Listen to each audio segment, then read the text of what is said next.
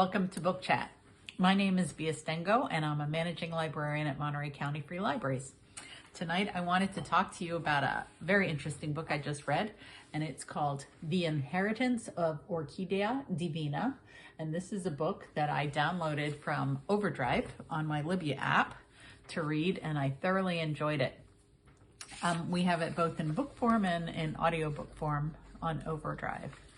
So this book follows the tradition, it's a Latin American tradition of a genre called magical realism. So even though it's set sort of in contemporary times, sort of real, it's also set, has a whole magical realm that is tapped into in the book, and it's very fascinating. So it starts with Orquídea Montoya, who is Ecuadorian, and through a series of events, she lands herself in a town in the Midwest called Four Rivers. And she's decided this is where she wants to land. It's a beautiful place, and she wants to raise her progeny in this town. But when she gets there, people are sort of confused. How did she get this land?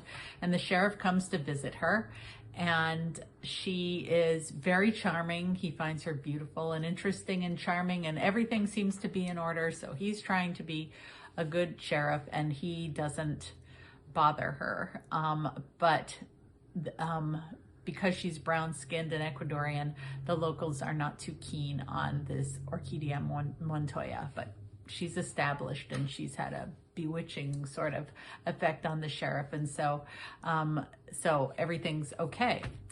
So that's the beginning, and then it goes on to introduce all her family, all her progeny, so her children and her grandchildren.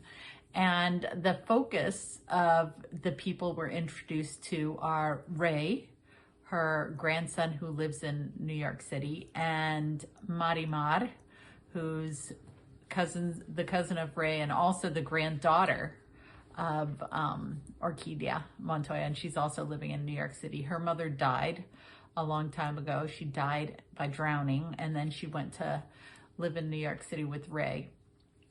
So at some point, what happens is that Orquídea emails all her family members, all her children and grandchildren, and she says, come back to Four Rivers to claim your inheritance. Well, what we learn in the process is that Orquídea Montoya was born under some very unlucky stars. And so interwoven in this story of her contemporary grandchildren and children and their lives comes we go back in time to learn of the unfortunate life of Orquídea, how she was a bastard daughter and her mother was very unhappy. Her stepfather didn't like her. Her mother called her a burden. And so she made a bargain with a river monster who looked like a crocodile who could talk, and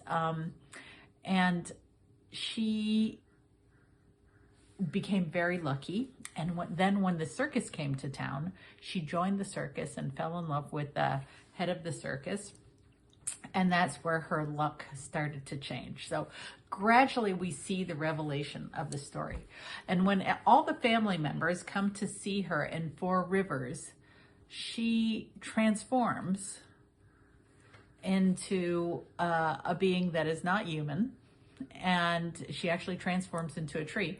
And then the fun sort of begins with the curse of Orquídea Montoya. So basically she made kind of a deal with, not exactly the devil, but she made a deal, and she has to pay the price. But now that she's in an altered form, it's her progeny, it's her children and grandchildren that must pay the price for the bargain that she has made. And so the story goes back and forth through time and back and forth through realms of reality and magical reality, and it's very fascinating, very fun, a really good read, and definitely worthwhile, and I encourage you all to give it a try. So it's The Inheritance of Orquídea Divina by Zoraida Córdova, And it's available on Overdrive, and we're hoping to have it in print soon too, but right now it's just available on Overdrive. So enjoy and read and have a great afternoon. Bye-bye. Thanks for watching.